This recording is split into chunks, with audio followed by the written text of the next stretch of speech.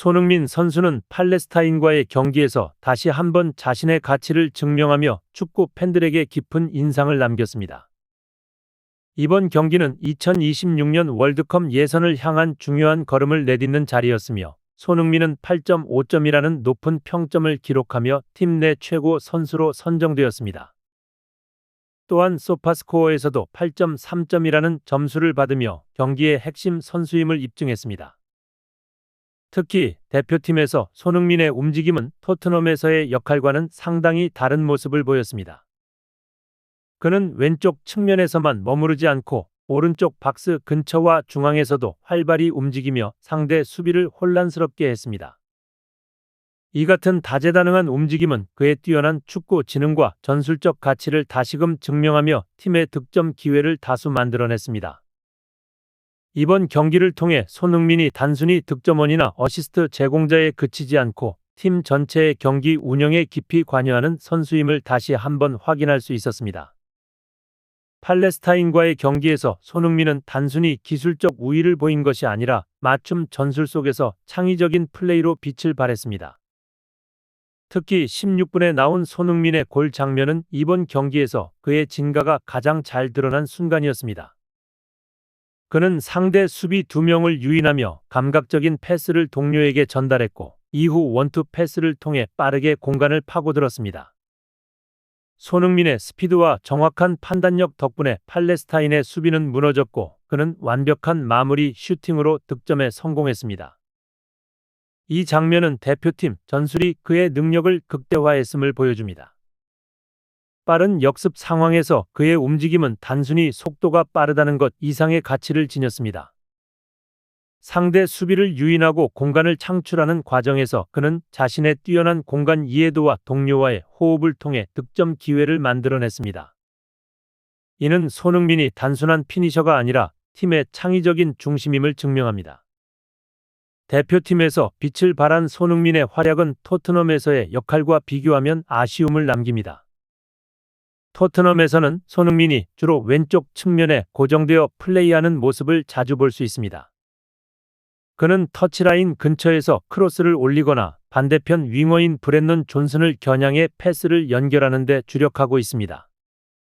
이러한 역할은 그의 창의적이고 다재다능한 면모를 제한하며 특히 중앙 공간에서의 활동이나 상대 수비 뒷공간으로 침투하는 능력을 충분히 활용하지 못하는 원인으로 작용합니다.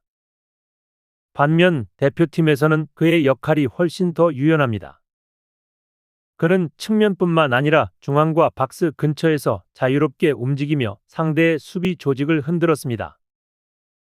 이는 토트넘에서도 충분히 활용할 수 있는 부분이지만 현재 엔제 포스테코글루 감독의 전술은 그의 다재다능함을 최대한 끌어내지 못하고 있는 상황입니다. 팬들 역시 이러한 점을 지적하며 손흥민의 전술적 활용 방식을 더 다양화해야 한다고 목소리를 높이고 있습니다. 손흥민의 팔레스타인전 활약은 토트넘 팬들 사이에서도 큰 화제가 되었습니다.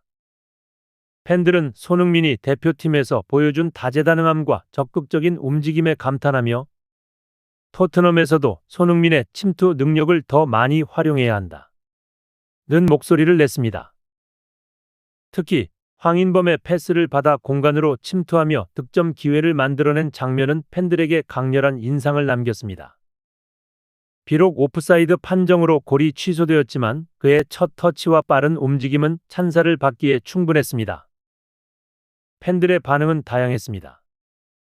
일부 팬들은 토트넘에서는 손흥민이 터치라인에 고정되어 저런 움직임을 볼 수 없다 며 엔제 감독의 전술을 비판하기도 했습니다.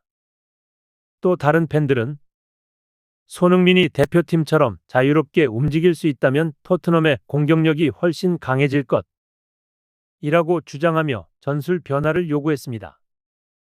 손흥민의 헌신적인 태도 역시 팬들에게 깊은 인상을 주었습니다.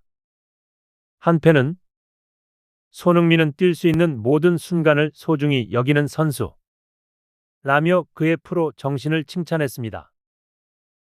이번 주말 토트넘은 프리미어리그 최강팀 중 하나인 맨체스터 시티와 중요한 경기를 앞두고 있습니다.